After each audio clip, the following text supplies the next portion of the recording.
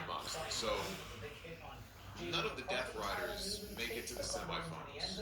That's where I think this is going.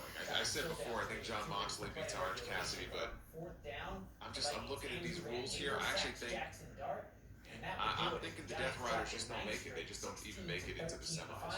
Is what I'm thinking. Takeshita wins the Blue League and then beats Kevin Knight, who comes in as runner-up in the Gold League. Right, he's the one who's been racking up upsets in this tournament. He just beat Okada.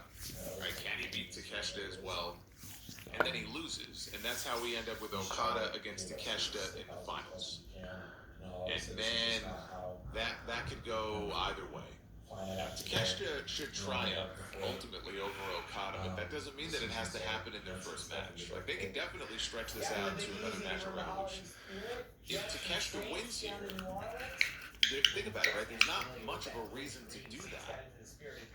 So I am actually going to pick Kazuchika Okada to win the entire thing for the second straight year. I think Okada wins the Continental Classic, and I think that they hold off on the ultimate match between them where Takeshita wins the championship from him. They hold off on that until Revolution. That's my prediction. We have Chris Statlander defending the AEW Women's World Championship against Jamie Hayter. Should be a really good match here.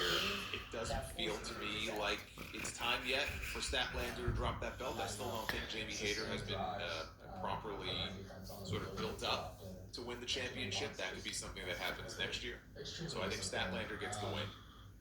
And then the AEW World Championship is on the line.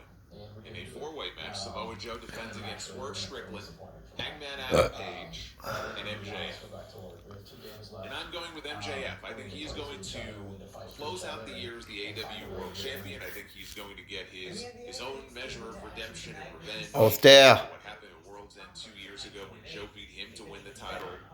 We got the Devil reveal with Adam Cole. I think MJF wins the championship and then goes on to defend against the winner of the Diamond Ring on January 14th. So that's 6 matches so far, which is like half an AEW pay-per-view. So you know there's going to be a lot more added, including with some of the people that end up being eliminated from the C2. But those are my predictions so far for the matches.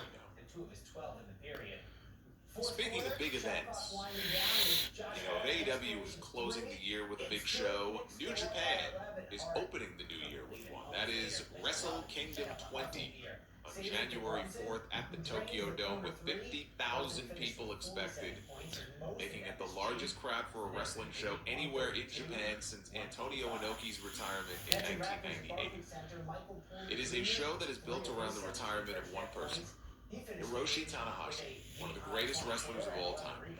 This is all coming just weeks after John Cena wrestled his retirement match, where WWE positioned him as the greatest of all time.